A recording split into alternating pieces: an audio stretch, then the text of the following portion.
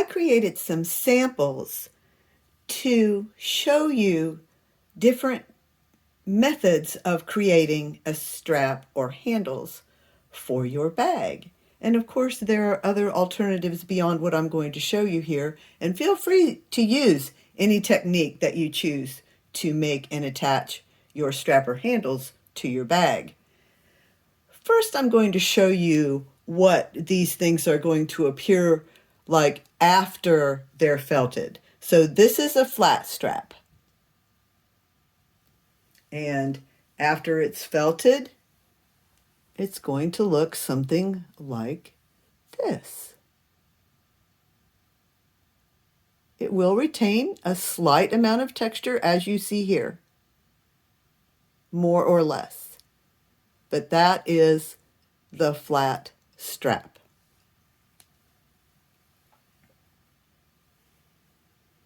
Here is a round strap.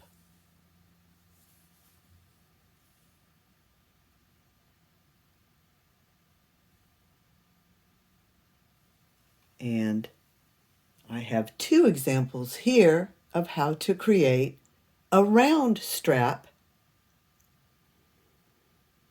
These two first examples, this flat strap and this round strap, were created with a pair of knitting needles, and that can be circulars or straights. I usually use circulars. I rarely use straight needles, even for back and forth knitting, so I use circular needles to create both of these samples.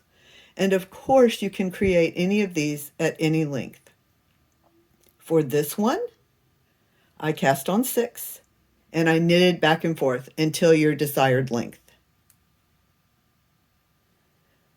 For this one, I cast on 6, and I did stockinette stitch, which is knit 1 row, purl 1 row, knit 1 row, purl 1 row, which creates a curled piece of fabric that looks a lot like a tube and will felt to be a round looking strap. Now, it's possible that there'll be a little seam here on the inside, but it's not very noticeable, and it looks intentional. It looks just fine. So those two were created with circular or straight knitting needles. This one is a piece of Icord, so it is a tube. It looks the same all the way around, and that's an Icord, a knitted tube. This is the one I'm going to demonstrate because these other two, I believe you can understand from what I've said that these are techniques that you probably know, and if you need assistance, of course, you can contact me. Icord is created with double point knitting needles. So I'm going to say you always want to leave an end to weave in, and in this case, if you're creating a long strap, you might want to leave a longer end to weave in, because as you join the ends of that strap, you may want this end to sew those ends together. So leave yourself a long end. And it's my habit to leave longer ends than I need, so that's the way I do it. So let's get these things out of the way so you can see my work. I'm going to cast on, and for this I'm going to do, just like I said on those others, I did 6 stitches. So cast on 6 stitches, 2, 3, 4, 5, 6. As usual, the long tail cast on, and I knit continental. So there's my cast on stitches. And so I'm going to turn my double pointed needle and slide these stitches to the other end. And then I'm going to knit across here. And as you can see, my yarn is over here. So I'm going to insert this hook, yarn over, create a stitch,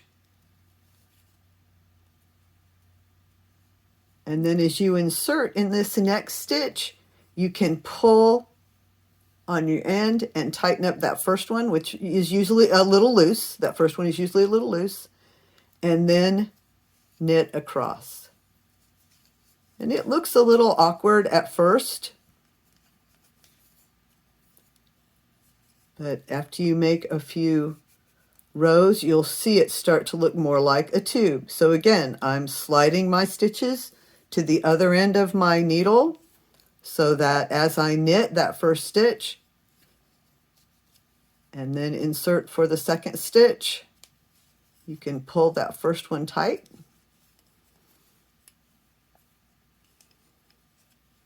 Make the second stitch and go on across.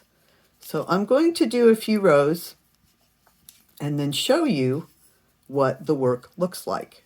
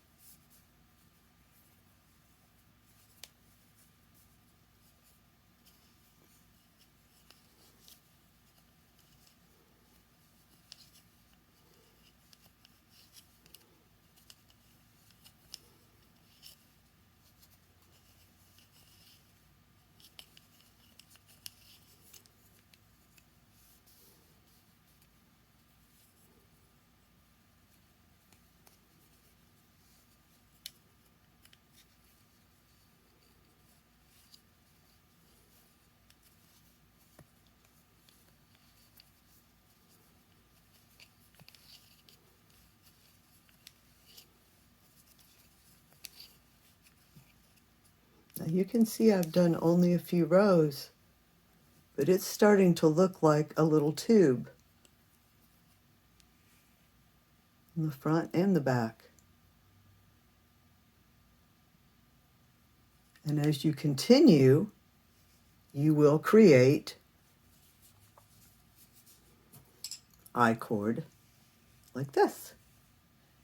And of course you can cast on more than 6 stitches or less than 6 stitches. Anything less than 6 stitches, the strap will look, you know, like a string strap. That's fine. Or cast on 8 or 10 stitches for a thicker, heavier strap. Now I want to call your attention to something important here about all of these different kinds of straps that I've shown here, and every strap I've ever known to felt. The straps do not felt at the same rate as the bag. Straps barely felt at all. So make your strap or handles as long as you want it to be. If you make it very long, it's going to turn out to be very long. That's true of all 3 of these methods, that it will not shrink much in length. Now, it will shrink some in width, not much.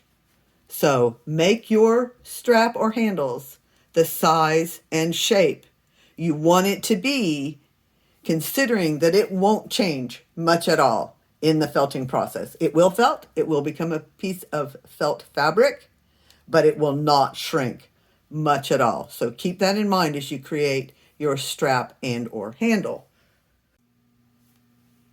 Here's the bag with the strap that I've created attached.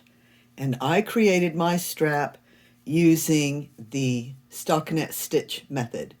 So I cast on, I think 8, and knit 1 row, purl 1 row, knit 1 row, and it doesn't create a tube, but it does create a curled piece that looks a lot like a tube.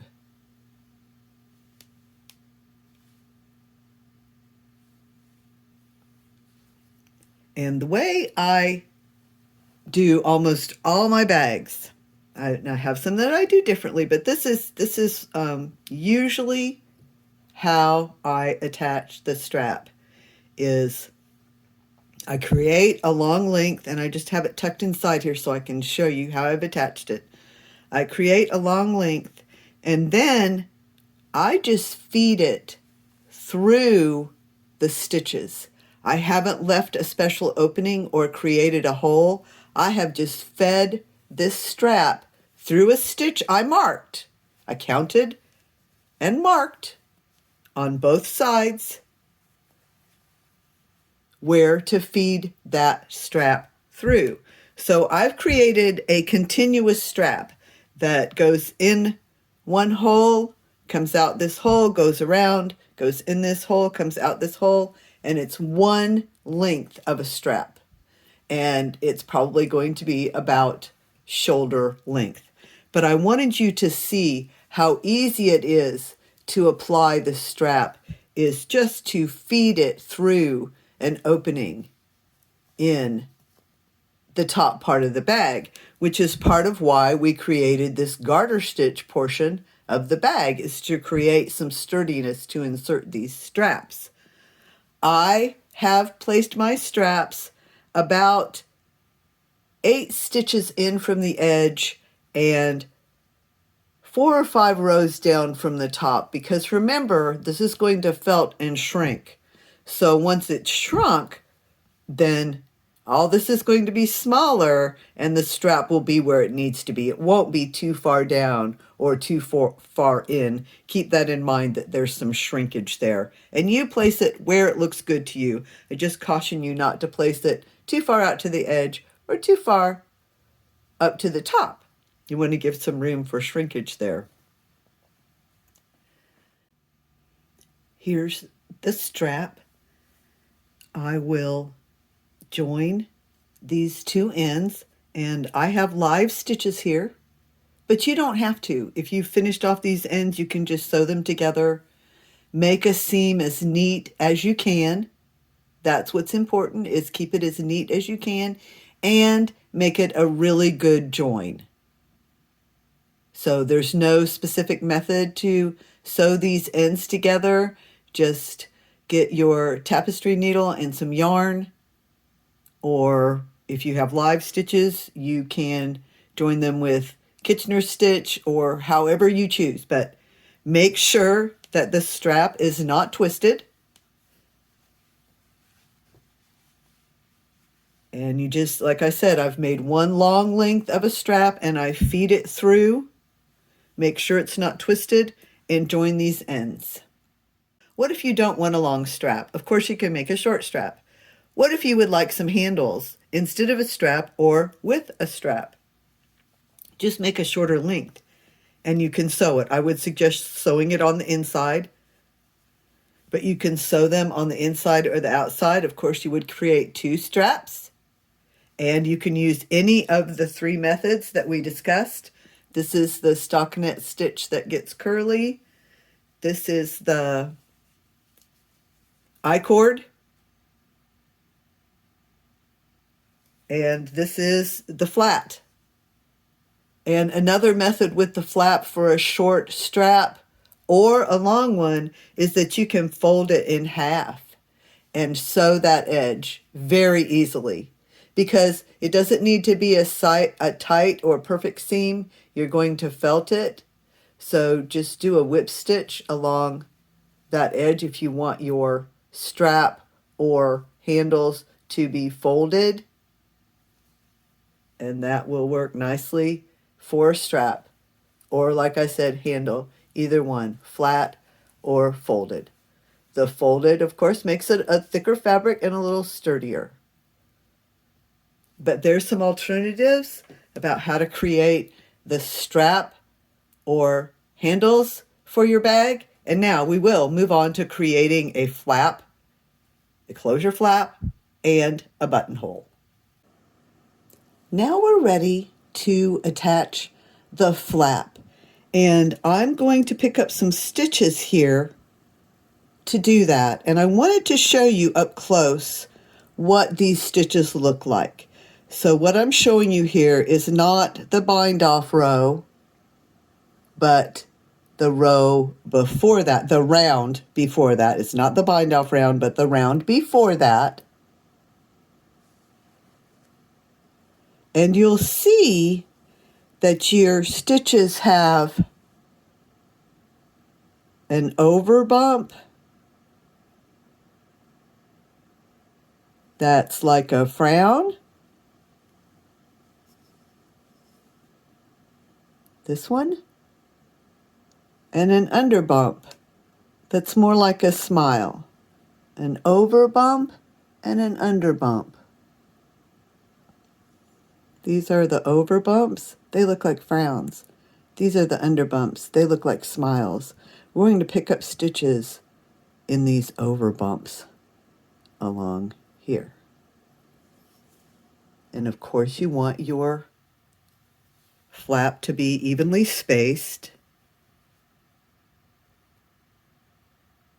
Remember to allow for some shrinkage. I've placed a marker in the first stitch that I want to use and in the last stitch that I want to use to pick up to begin this flap. So I'm going to insert my needle in that first stitch I want to use. Pull my yarn through that stitch. Make sure I've left a tail. And then pick up stitches in the over bumps, the frowns, all the way across to that stitch that you've marked as the final stitch of your flap. Now I'm making a wide flap that goes across from strap to strap. Yours does not have to be that wide, of course.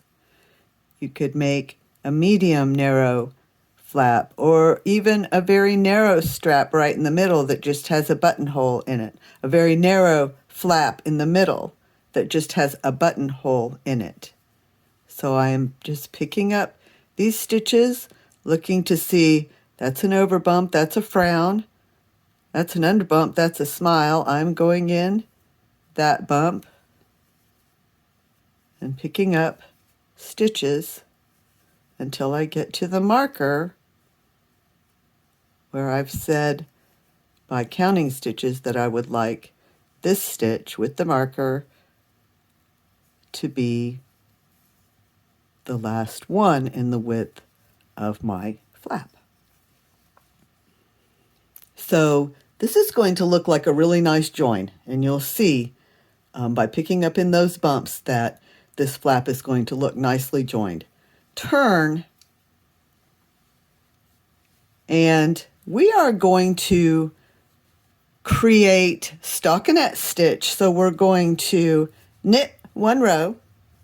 Our first knit row was the pickup stitches, and then we're going to purl one row. However, we don't want this stockinette stitch to curl. So we're going to create a garter stitch border on each end.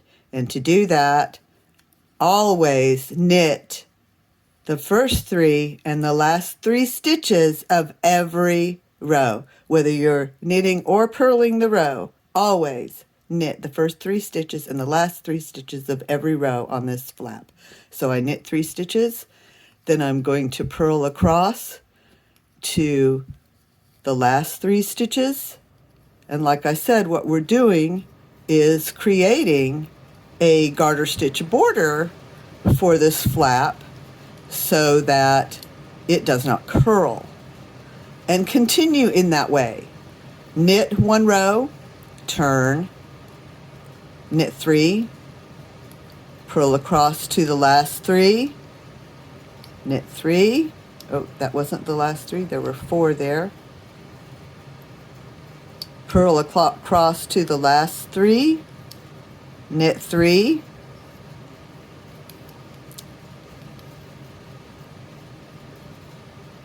that was my first stitch that was a little loose and I just tugged on the end and got it tightened up. Knit 3, turn, knit across, turn, knit 3, purl across to the final 3, knit 3. So you're creating a stockinette stitch flap with a garter stitch border, and I'll be back to show you how to make some decreased stitches, a buttonhole, and to finalize this flap. But already you can see that where we picked up the stitches here looks like a pretty nice tidy join.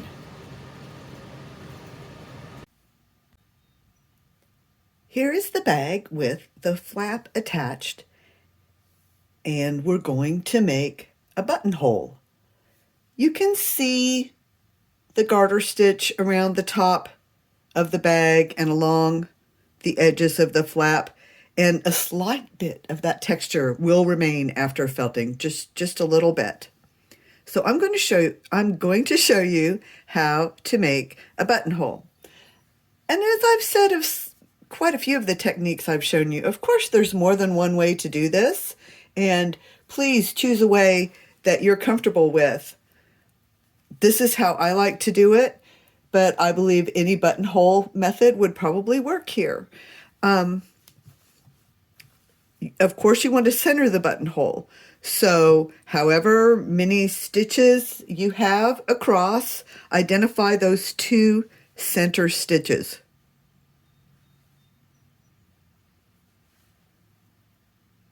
Those are the stitches where you're going to make your buttonhole.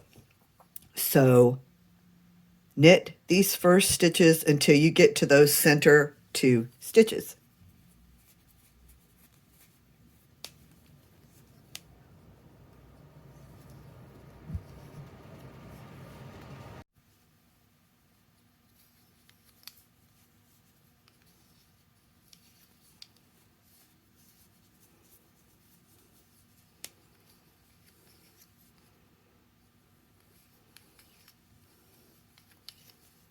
And at these 2 center stitches, we're going to bind off 2.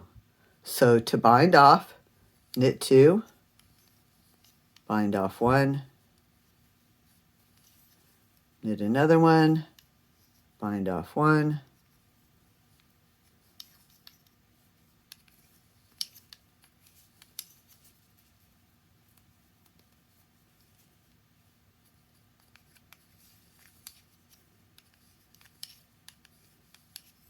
and notice you always knit 2 before you bind off the first one. You haven't bound off 1 until you've knitted the 2 and bound off 1.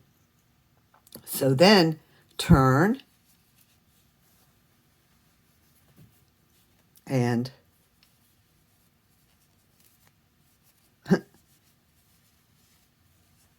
my bag is getting so big that it pulls on my work when it falls off my lap.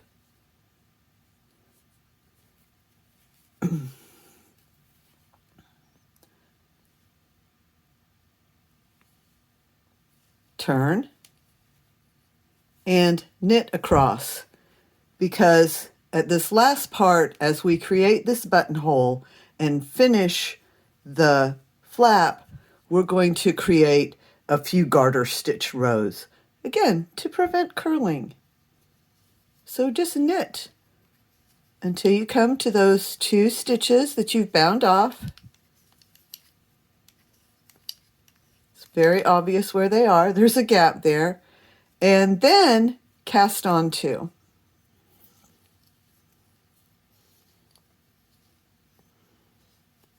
Oh my.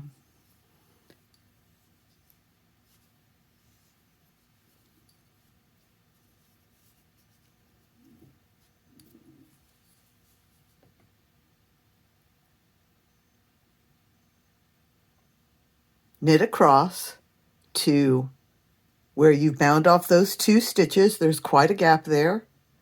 And then you're going to cast on 2. So just pick up your working yarn and do a little slingshot cast on of 2. Doesn't have to be graceful or perfect. Get 2 stitches on there and continue across.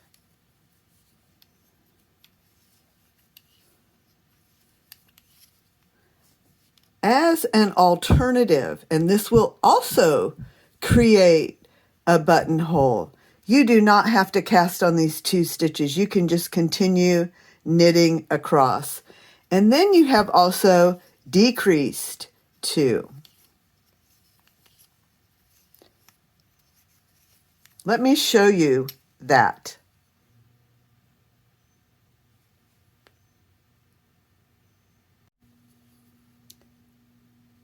Knit across until you come to the spot where you've bound off those 2 stitches.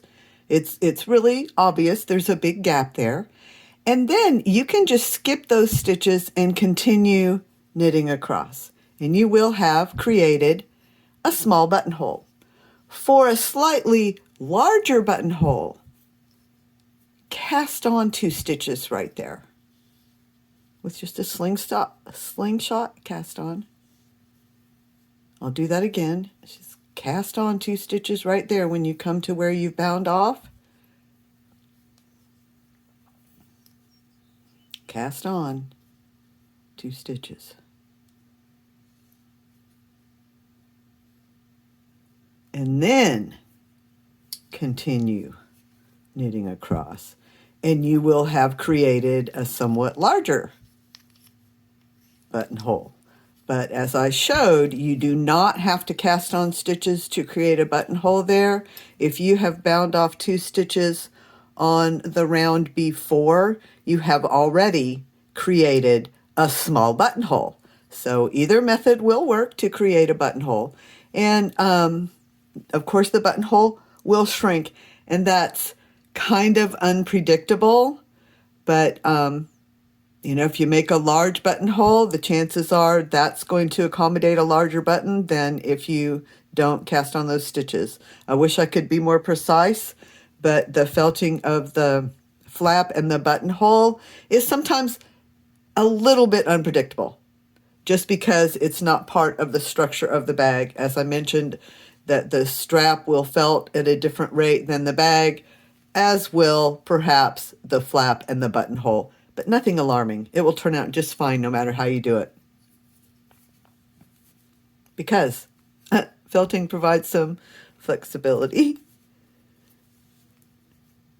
And then I'm turning again, and I'm going to, like I said, now I want some garter stitch rows to create just a little bit of texture there and keep it from curling. So I am going to knit back and forth, but I'm also going to decrease. So I will knit 3, I missed that one, I think, knit 3, and then I'm going to decrease by a slip 1, knit 1 past the slip stitch over, knit over to where I am within, and see, I'm just knitting those cast on stitches. As I come back across that row, those cast on stitches might be a little tight, but just go ahead and knit in them until you're within 5 stitches of the end of this row, because I decreased 3 stitches in over here, and my decrease over here is a knit 2 together, and then knit to the end of this row. Turn and knit, because we are creating some garter stitch rows here. Knit across. I would probably create 1 more decrease row, usually on the knit side, just because you do need to decrease only every other row. And see, there's a buttonhole. It's going to be secure in there. It's going to felt nicely. The edges will easily accommodate a button and not fray. And yes, I think this will be my last decrease row.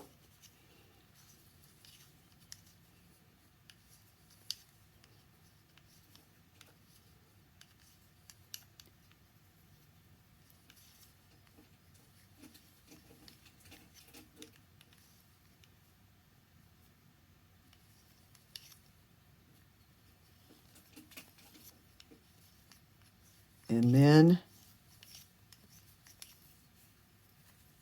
you can,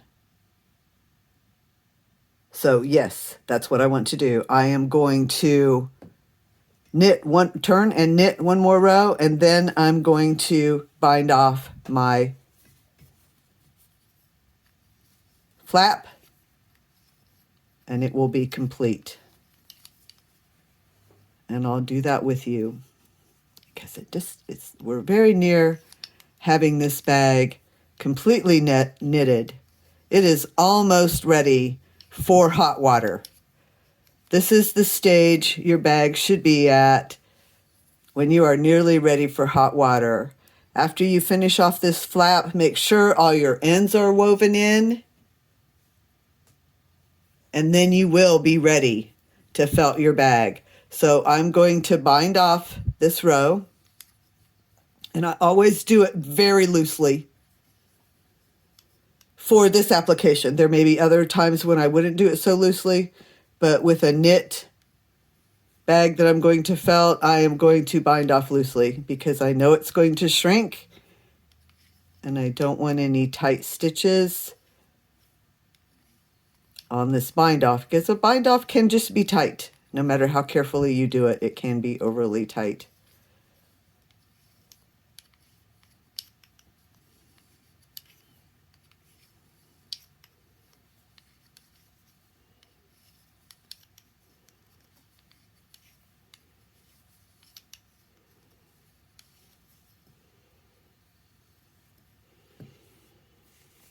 And I will snip off the end there when I'm sure I'm finished. I'm going to leave it attached for right now. Another habit that I've tried to form is not doing things that I can't take back, like cutting off the yarn. So here's our finished bag. It is all together and ready to felt after we have cut off the ends and woven them in.